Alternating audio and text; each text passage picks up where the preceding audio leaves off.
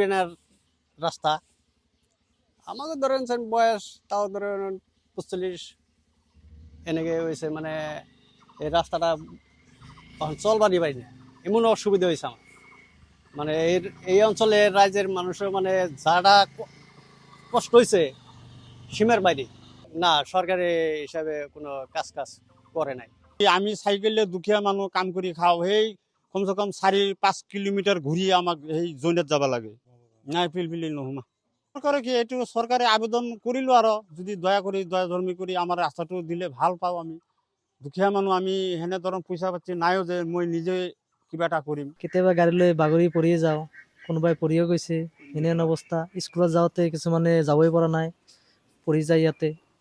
ৰাস্তাৰ বহুত অসুবিধা। কিমান দিনৰ পৰা এনেকুৱা জ্বৰ? এইটোতো ক'বলৈ গ'লে যে মোটামুটি 4-5 বছৰৰ পৰা এনেকুৱা অৱস্থা। মাটি অলপ দিয়ে, অলপ 1 মাহ 2 মাহ ভাল থাকে, অলপ বাইক লৈ যাব পাৰি, তাৰপিছত আৰু খোজকাঢ়িয়ে যাব নোৱাৰি, এনেকুৱা অৱস্থা। এটা হলো মেন রাস্তা, গা পঞ্চায়েতে যাওয়া, কাদং বাজার যাওয়া, এটা হলো মেন রাস্তা।